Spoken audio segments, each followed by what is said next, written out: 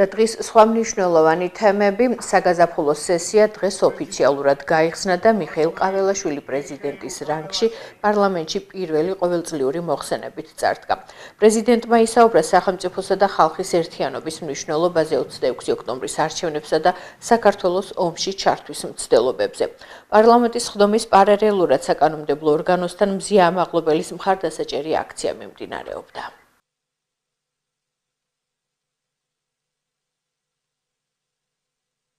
ჩვენი სამშობლო და ქართველი ხალხი დღეს სახელმწიფოებრიობის გამოცდის მნიშვნელოვან ეტაპს გადის.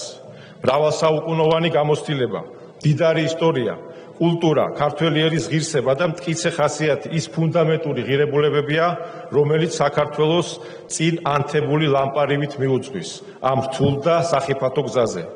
ჩვენი წინაპრების გამოცდილებამ გვასწავლა, თუ რამდენად დიდი მნიშვნელობა აქვს შეუპოვრობასა და უსამართლობასთან ბრძოლას. უფლის, სამშობლოსა და საკუთარი თავის წმენას.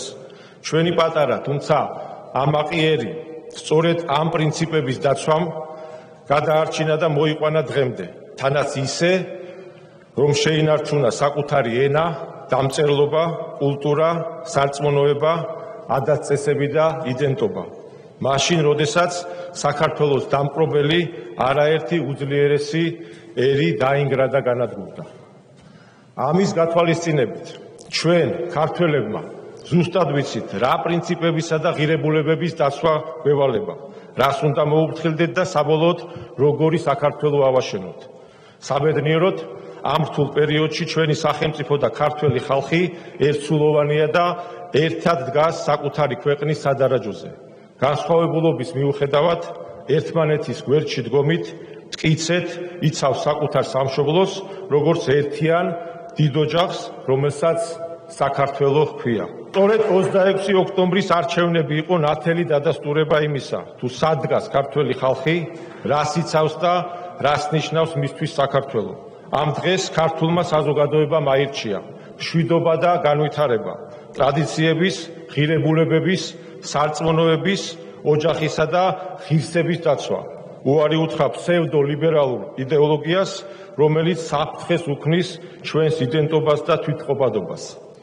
სურთ თუ არა, ქვეყნის შიგნით და გარეთ ყოფ საქართველოს არაკეთილმოსურნე ძალებს მოუწევთ მიიღონ ქართველი ხალხის უმრავლესობის არჩევანი და პატივისცენ მას. ჩვენი ქვეყანა ბოლო წლების განმავლობაში, განსაკუთრებით უკრაინის ომის დაწყების შემდეგ, არაერთხელ გახდა უსამართლო თავდასხმის სამიზნე.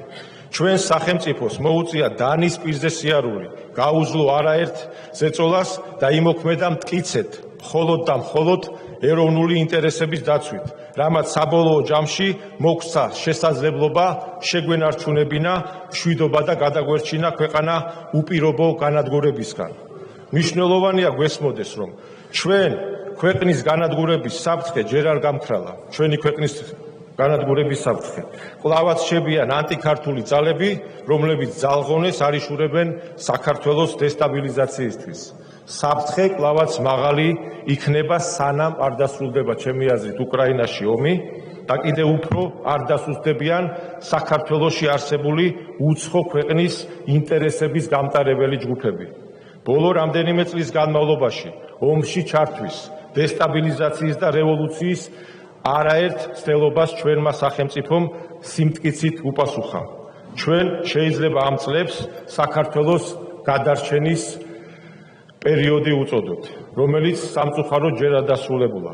ხაზგასაცმელია, რომ ქვეყნის გადარჩენაში მთავარი როლი სწორედ ქართველმა ხალხმა ითამაშა.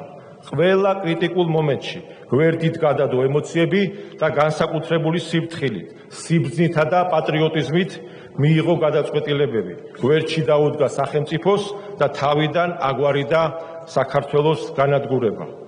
სწორედ ამიტომ ქართველი ხალხის ნება, ჩვენი სახელმწიფოებრიობა და ეროვნული ღირებულებები არის საქართველოს არაკეთილმოსურნეების მთავარი სამიზნე, რადგან იციან, რომ ჩვენი ქვეყნის სიმტკიცე სწორედ ამაზე დგას.